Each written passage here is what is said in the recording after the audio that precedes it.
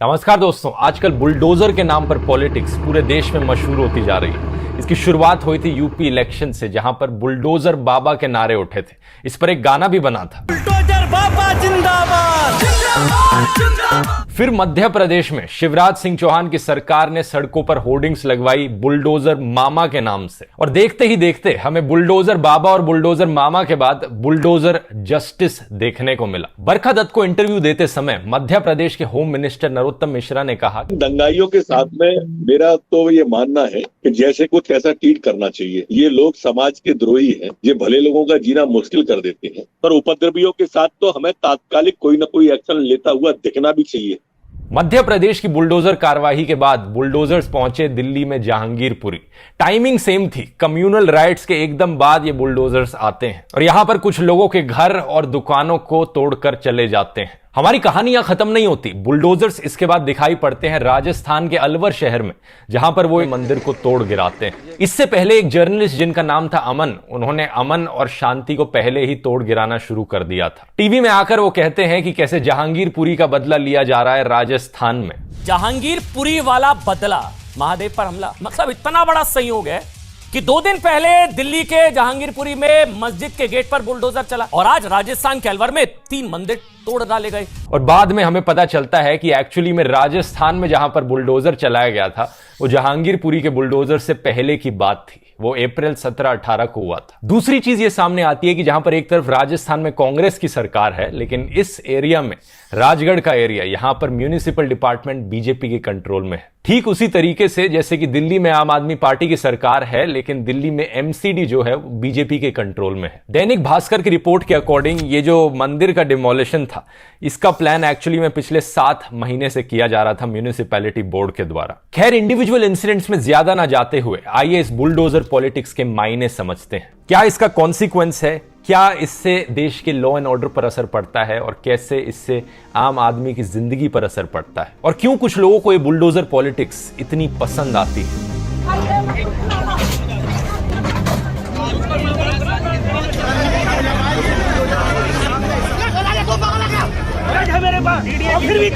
कोई जानकारी नहीं दिया गया, ना कोई नोटिस, ना कुछ। इंसानों की ये नहीं सुने, जहाँ मर्जी जाए, कहीं बाबा का बुलडोजर चला है, कहीं मामा का बुलडोजर चला है। पूरे दिल्ली में सिर्फ जहांगीरपुर ही इलीगल बसा हुआ था, 300 मकान ही इलीगल थे। पूरे दिल्ली में कार्रवाई करें आप। सीधे सीधे तौर पर देखा जाए, जो लोग दंगों में भाग ले रहे हैं, जो लोग स्टोन पेल्टिंग कर रहे हैं, सरकार उन्हें आइडेंटिफाई करती है और इंस्टेंटली उनके घर बुलडोजर भिजवा देती है, उनके घर और उनकी दुकानों को तोड़वाने के लिए। मोटे मोटे तौर पर ज्यादातर लोग यही मतलब समझते हैं इस बुलडोजर पॉलिटिक्स का। कुछ लोग कहते हैं नहीं, सरकार एक और चीज देखती है। सरकार ये भी देखती है कि आपका घर इलीगली तो नहीं बना है, आपने इलीगल इंक्रोचमेंट तो नहीं कर रखी। अगर कर रखी है तो 2 कंडीशंस हो गई यहां पर, एक आप स्टोन पेल्टर हो और दूसरा आपने इलीगल इंक्रोचमेंट करी है, तभी आपके घर बुलडोजर भेजा जाएगा। यही होता है बुलडोजर जस्टिस। अब दोनों में से कोई भी रीजंस हो यहां पर, लेकिन बुनियादी तौर पर इसका मतलब यह है कि ना तो पुलिस कुछ करेगी यहां पर, ना ही कोर्ट कुछ करेगा। बस सरकार अपनी मन मर्जी से डिसीजन लेगी आपके घर बुलडोजर भेजने का। यही है बुलडोजर जस्टिस। लेकिन क्या यह सही में जस्टिस है? मेरी राय में इसे जस्टिस नहीं कहलाया जा सकता, बल्कि इसे रिवेंज कहा जाता है। ये 2 बहुत ही अनोखे शब्द हैं, जस्टिस यानी इंसाफ और रिवेंज यानी बदला। ऊपर ऊपर से देखकर लगेगा कि दोनों का मतलब एक ही है, लेकिन जितना आप गहराई से सोचेंगे इन 2 शब्दों के बारे में, उतना ही आपको देखकर लगेगा कि एक्चुअली में ये 2 बहुत ही अलग अलग शब्द हैं, बहुत ही अलग अलग मतलब है, और अक्सर इन दोनों का मतलब बिल्कुल उल्टा होता है। बदला एक इमोशनल रिस्पॉन्स है। कोशिश यही होती है बदला लेने वाले की कि जितनी जल्दी से जल्दी हो सके बदला लिया जा सके। दूसरी तरफ जस्टिस एक रैशनल रिस्पॉन्स है, सोच समझ के लिया जाने वाला एक लॉजिकल फैसला, जिसमें अक्सर काफी समय लग जाता है। रिवेंज एक तरफ विक्टिम और परपेट्रेटर को सेम लेवल पर लाकर खड़ा कर देती है। जिसने गलत किया है और जिसके साथ गलत हुआ है, रिवेंज लेने के बाद दोनों की औकात एक जैसी ही हो जाती है। सोचकर देखिए जरा, अगर आपके परिवार में किसी का मर्डर हो जाता है और आप जाकर मर्डरर को ढूंढते हैं और आप मर्डरर का मर्डर कर देते हैं, समाज में अभी भी उतने ही मर्डरर्स होंगे जितने पहले थे। बैटमैन का एक बड़ा फेमस डायलॉग है इसके regarding, if you kill a killer the number of killers in the world remains the same. जो लेटेस्ट बैटमैन की फिल्म है, अभी सिनेमा में आई थी कुछ हफ्तों पहले, मैं जरूर रेकमेंड करूंगा आप देखना, क्योंकि उसमें इसी इशू को बहुत गहराई से देखा जाता है। रिवेंज एक एंडलेस साइकिल है जिसका कोई अंत नहीं। इंसाफ दूसरी तरफ एक क्लोजर देता है और समाज में शांति बनाए रखता है। यही रीजन है कि महात्मा गांधी जी ने कहा था, an eye for an eye makes the whole world blind. Revenge की भावना पूरी दुनिया को अंधा करके रख देगी, और जस्टिस सिस्टम इस तरीके से नहीं चलता है, एन आई फॉर एन आई के बेसिस पर नहीं चलता है। अगर बदले के आधार पर देश का जस्टिस सिस्टम चलता तो देश में हर जो मर्डर होता है उसके हर मर्डरर को फांसी दी जानी चाहिए थी, लेकिन ऐसा कभी नहीं होता, क्योंकि दुनिया में जितने भी कॉन्स्टिट्यूशंस लिखे गए हैं उन कॉन्स्टिट्यूशन के लिखने वालों को यह चीज पता थी, रिवेंज लॉन्ग लास्टिंग पीस नहीं ला सकती सोसाइटी में। देश में हो रहे हर क्राइम के पीछे हमें उसका असली मोटिव, उसके रीजंस, उसके कॉन्सिक्वेंसेस को समझना बहुत जरूरी है अगर हमारा असली मकसद यहां पर समाज में शांति लाना है। तो आप सबको याद होंगे वो भयानक 26/11 के Mumbai terrorist attacks. Major Sandeep Unni Krishnan एक बहादुर एनएसजी कमांडो थे जो मार्टियर हो गए थे इन एक्शन, इन हमलों के दौरान। टेररिस्ट अजमल कसाब को ट्रायल पर रखा गया और फाइनली नवंबर 2012 में उसे फांसी चढ़ाई गई। जब ऐसा हुआ तो कुछ लोगों ने जश्न मनाया, सेलिब्रेट किया इस चीज को। और जानते हैं आप, संदीप उन्नी कृष्णन के फादर ने इस रिएक्शन को देखकर क्या जवाब दिया? उन्होंने कहा यह फूलिशनेस है, कसाब को फांसी पर चढ़ाना किसी भी एंगल से कोई सेलिब्रेट करने की बात नहीं है, खुश होने की बात नहीं है। यहां पर कसाब की फांसी एक लीगल नेसेसिटी थी। कानून ने यह करने का फैसला लिया ताकि समाज में शांति बनाई रखी जा सके। इसलिए सब लोगों को यहां पर रिस्ट्रेन दिखाना चाहिए, इस पर जश्न नहीं मनाना चाहिए। इमेजिन कर सकते हो एक ऐसे इंसान जिन्होंने अपने जवान बेटे को एक आतंकवादी हमले में खो दिया, लेकिन वो भी जानते हैं कि उस आतंकवादी को फांसी चढ़ाया जाना कोई यहां पर जश्न मनाने की बात नहीं है। अगर हम फास्ट फॉरवर्ड करें 10 साल बाद, आज 2022 में, जब जहांगीरपुरी में लोगों के घर बुलडोज कर दिए गए, दुकानें तोड़ दी गई, एक ये वीडियो सामने आया छोटे से बच्चे का जो अपनी टूटी हुई दुकान के पास कुछ सिक्के कलेक्ट कर रहा था। ये सारा सामान आप क्यों इकट्ठा कर रहे हो? ये हमारा इससे चलता है। क्या चलता है? दुकानदारी, घर। क्या ये दुकान लीगल थी या इलीगल? क्या इसे बुलडोज करते वक्त यहां पर कॉन्स्टिट्यूशन को फॉलो किया गया था, प्रॉपर सिस्टम को फॉलो किया गया था या नहीं किया गया था? सुप्रीम कोर्ट ने यहां पर क्यों इस बुलडोजर को रुकने का ऑर्डर दिया था? इन सवालों को तो बाद में एनालाइज किया जाएगा। इससे पहले आप इस छोटे बच्चे को देखो। मान लो ये दुकान इलीगल थी, मान लो इस बच्चे के पिता ने कोई स्टोन पेल्टिंग करी थी, और मान लो सुप्रीम कोर्ट ने भी यहां पर कोई ऑर्डर नहीं दिया होता इसे रुकने का, और जो बुलडोजिंग यहां पर हुई है कंप्लीटली लीगल और कॉन्स्टिट्यूशनल थी। फिर भी क्या आप में सिंपैथी नहीं है इस बच्चे के लिए? क्या इतनी इंसानियत नहीं है हम में कि कम से कम इस चीज को लेकर जश्न तो ना मनाया जाए? कुछ लोग यही करते हुए दिखे, इस चीज को लेकर बड़ा खुश हो रहे थे, सेलिब्रेट कर रहे थे कि यहां पर लोगों के दुकानें, लोगों के घर तोड़ दिए गए। Navika Kumar, editor in chief Times Now media house की, ये ट्वीट करती हैं, dramatic increase in demand for bulldozers, are we increasing domestic capacity for manufacturing और will we have to depend on imports? और इसके बाद हंसते हुए इमोजीज, यानी कुछ लोगों के घर टूट गए, कुछ लोगों की दुकानें टूट गई, इनके लिए हंसने की बात है। क्या इतने खून के प्यासे हो गए हैं कुछ लोग, इतने ब्लड थर्स्टी हो गए हैं? कसाब तो चलो फिर भी एक आतंकवादी था, यहां पर तो एक बेगुनाह बच्चा है। अब आते हैं दोस्तों एक्चुअल फैक्ट्स पर। असल में बात क्या है कि इंसाफ जो कानून से आता है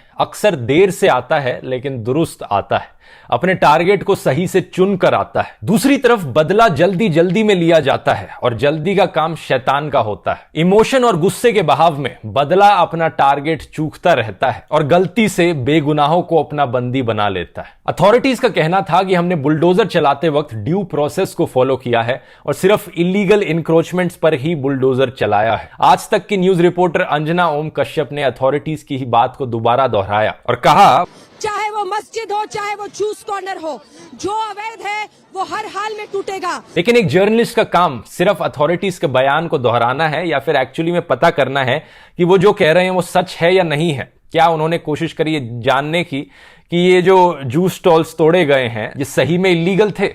ललन टॉप के जर्नलिस्ट सिद्धांत मोहन जब इस क्लेम को वेरीफाई करने गए, उन्होंने गणेश कुमार गुप्ता से बात करी, एक जूस कॉर्नर के ओनर जिनकी दुकान को तोड़ा गया, जिनके स्टॉल को तोड़ा गया। गणेश ने इन्हें अपनी दुकान का अलॉटमेंट लेटर दिखाया जो साल 1978 का था। इस पर लिखा गया था कि इन्होंने दुकान खरीदी है ओरिजिनल ओनर से उस वक्त। इन्होंने डीडीए का लेटर तक दिखाया जिस पर शिफ्टिंग ऑफ प्रॉपर्टी का लिखा था। इन्होंने सारी रेंट स्लिप्स दिखाई, इन्होंने सब कुछ दिखाया, लेकिन क्या फायदा इसका? इनकी दुकान पर फिर भी बुलडोजर चला दिया गया। सारे रसीदें हैं, देखिए सारी रसीद, सारी रेंट की रसीदें हैं ये। और ये जो पैसे ये बैंक में उनके डीडीए के बैंक में जमा हुआ उसकी रसीद है ये। इसके बाद है रमन झा की कहानी, जो एक पान स्टॉल के मालिक थे जिस पर बुलडोजर चला दिया गया। इन्होंने बताया कि 1985 से उस पान स्टॉल को चलाने लग रहे थे। इनके पास एमसीडी के दिए गए डॉक्यूमेंट्स भी थे दिखाने के लिए, लेकिन जब ये तोड़ने आए, जब इनकी दुकान पर बुलडोजर चला, कोई नोटिस नहीं दिया गया इन्हें, कोई प्रायर इंफॉर्मेशन नहीं दी गई। सुबह सुबह इन्होंने पुलिस वालों से 3 बार पूछा कि क्या मैं अपनी रेडी यहां से हटा लूं, क्या मैं अपनी रेडी यहां से हटा लूं। पुलिस वालों ने कहा कोई जरूरत नहीं है हटाने की, और फिर बुलडोजर आया और इस रेडी को कुचल कर चला गया। वही रेडी जिससे रमन का घर चलता था और इनकी कमाई होती थी। सुप्रीम कोर्ट ने अब जहांगीरपुरी के रहने वालों से कहा है कि अब वो एफिडेविट फाइल करें सुप्रीम कोर्ट में, कहते हुए कि कोई नोटिस उन्हें पहले नहीं दिया गया था। और यह भी नहीं भूलना चाहिए हमें यहां पर कि सुप्रीम कोर्ट ने एक्चुअली में इस डिमोलिशन को रोकने का ऑर्डर दिया था। उसके बाद भी कुछ घंटे तक ये बुलडोजर चलता रहा। क्या है ये रिवेंज का बुलडोजर मॉडल जो जस्टिस के ऊपर से भी चल गया, सुप्रीम कोर्ट तक की नहीं सुनी गई। अब सोशल मीडिया पर और व्हाट्सएप फॉरवर्ड्स में तो ऐसा नैरेटिव बिठाया गया कि यहां पर सिर्फ मुस्लिम्स को टारगेट किया गया है।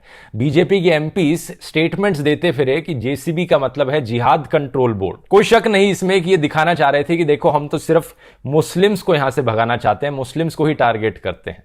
लेकिन जब कोर्ट की बात आई तो सरकार के लॉयर तुषार मेहता ने कहा कि यहां पर कोई कम्युनल टेक नहीं था इन डिमोलिशंस में। इन्होंने कोर्ट में बताया कि मध्य प्रदेश में जो डिमोलिशन हुआ था उसमें 88 हाउसेस हिंदूज के थे, 26 मुस्लिम्स के थे। अब हिंदू हो या मुस्लिम, एक चीज फॉर श्योर मैं यहां पर आपको लिखकर दे सकता हूं कि जिन लोगों को इन बुलडोजर्स का अत्याचार सहना पड़ता है, उन लोगों में से अमीर लोग होते हैं 0% और गरीब लोग होते हैं 100%। इसी चीज की बात मैंने पिछले भगत सिंह वाले वीडियो में करी थी, जब मैंने आपको बताया था भगत सिंह क्लास कॉन्शियसनेस की बात करते हैं। हमें हमेशा इन व्हाट्सएप फॉरवर्ड्स में और न्यूज चैनलों में सुनने को मिलता है हम हिंदू ये मुस्लिम्स, या हम मुस्लिम्स ये हिंदूज। लेकिन जरा खुद ही सोचकर देखिए, हिंदू गौतम अडानी, हिंदू मुकेश अंबानी, हिंदू अमित शाह और हिंदू अक्षय कुमार में क्या कॉमन है गणेश कुमार गुप्ता और रमन झा से, जो इस पान स्टॉल के और अपनी दुकानों के ओनर्स थे? यहां पर कहने के लिए वो भी हिंदू हैं, लेकिन क्या ये एक तरीके का खाना खाते हैं? क्या एक जैसे कपड़े पहनते हैं? क्या इनका स्टेटस सोसाइटी में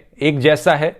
क्या इनकी तनख्वाह एक जैसी है? क्या ये जहां रहते हैं वो घर एक जैसा है, या फिर इनकी लोकेलिटी और इनका नेबरहुड एक जैसा है? क्या इनकी लिविंग कंडीशंस एक जैसी हैं? इनके आसपास की सफाई, सड़कों पर जिस तरीके का ये पानी पीते हैं, इनके बच्चे जिस तरीके के स्कूलों में जाते हैं, अरे कुछ भी तो कॉमन नहीं है इन हिंदू लोगों में। हिंदू गणेश कुमार गुप्ता और हिंदू रमन झा में कुछ भी तो कॉमन नहीं है इन सारे हिंदू अमित शाह और हिंदू अक्षय कुमार से। सिर्फ कहने के लिए एक धर्म सेम है। सिमिलरली मुस्लिम शाहरुख खान, मुस्लिम सलमान खुर्शीद, मुस्लिम रूबिका लियाकत, इनमें क्या कॉमन है इन गरीब मुसलमानों से जिनके घर तोड़े गए? इनके कपड़े, इनकी इनकम, इनके बिजनेस, इनके आसपास का नेबरहुड कुछ भी कॉमन नहीं है, सिवाय जिस तरीके के भगवान में ये मानते हैं। दूसरी तरफ हिंदू अक्षय कुमार और मुस्लिम सलमान खान में बहुत चीजें कॉमन है। और जहांगीरपुरी में रहने वाला एक गरीब हिंदू पान वाला और एक गरीब मुस्लिम पान वाला, इनमें भी बहुत चीजें कॉमन है। जहां ये रहते हैं, जिस तरीके के कपड़े पहनते हैं, इनकी तनख्वाह, इनके बिजनेस, इनके मोहल्ले में जितनी डेवलपमेंट होगी और जितने अत्याचार इन्हें सहने पड़ेंगे,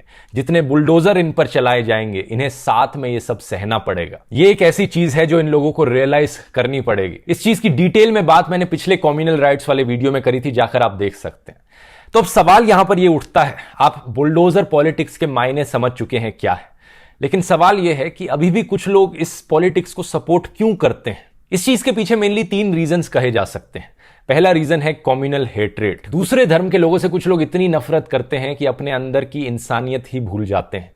वो जश्न मनाने लगते हैं जब भी वो ऐसे अत्याचार होते हुए देखते हैं, स्पेशली तब जब उन्हें लगता है कि ये तो सिर्फ एक धर्म के लोगों पर किया जा रहा है। ये लोग इतने ब्रेन वॉश्ड हो चुके होते हैं, ये यही भूल जाते हैं कि जिन स्थितियों में ये रह रहे हैं, एक आम हिंदू मिडिल क्लास का आदमी और एक आम मुस्लिम मिडिल क्लास का आदमी सेम सिचुएशंस झेल रहा है। इन्फ्लेशन, बढ़ते पेट्रोल डीजल के प्राइसेस, सीएनजी, एलपीजी, बढ़ते नींबू के प्राइसेस, लो एफडी का रेट, प्रोविडेंट फंड का रेट, बढ़ती अनएम्प्लॉयमेंट। लेकिन फिर भी ये लोग इतने खून के प्यासे हैं कि इन्हें सैडिस्टिक प्लेजर मिलता है दूसरों के साथ अत्याचार होते हुए देखकर। लेकिन फिर भी ये मैं मेन रीजन नहीं कहूंगा, इससे ज्यादा बड़ा रीजन है दूसरे वाला, जो कि है हमारा स्लो जुडिशियल सिस्टम। पुलिस और कोर्ट अक्सर तारीख पे तारीख देते रहे हैं। निर्भया का केस जिसने पूरे देश को हिलाकर रख दिया था, 7 साल का समय लगा था उसमें जस्टिस मिलने में। तो बहुत से लोग इसी जस्टिस सिस्टम की स्पीड से तंग आकर इंस्टेंट जस्टिस की तरफ देखने लगते हैं। और फिर ऊपर से वो लोग ऐसी फिल्मों से भी प्रभावित हो जाते हैं जो विजिलेंटी बिहेवियर को प्रमोट करती हैं। बस प्रॉब्लम यह है कि इन लोगों को यह समझाने की जरूरत है जिस चीज को ये लोग इंस्टेंट जस्टिस समझते हैं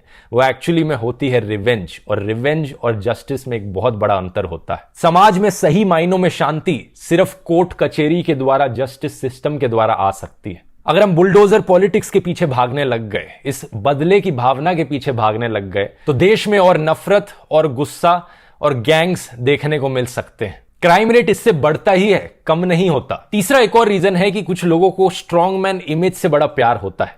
लोगों को ऐसे पॉलिटिशियंस बड़े पसंद आते हैं जो स्ट्रॉन्ग दिखते हैं। अक्सर ऐसे लोग सीक्रेटली एडमायर करते हैं डिक्टेटर्स को, और बुलडोजर की ये इमेज एक स्ट्रॉन्ग मैन की इमेज की तरह है। अब सवाल ये उठता है कि यहां पर सॉल्यूशन क्या है। सॉल्यूशन ऑब्वियसली है हमारे जुडिशियल सिस्टम को सुधारना। पुलिस की संख्या बढ़ाई जाए, पुलिस को और ट्रेनिंग दी जाए, पुलिस रिफॉर्म्स लाए जाए, ज्यादा सैलरी दी जाए पुलिस वालों को, जजेस की सारी वैकेंसीज फिल की जाएं और जजेस की संख्या बढ़ाई जाए और कोर्ट्स की संख्या बढ़ाई जाए देश में। और यह हमेशा याद रखना, इंस्टेंट जस्टिस की तलाश गलत लोगों को बंदी बना सकती है और बेगुनाहों को फंसा सकती है।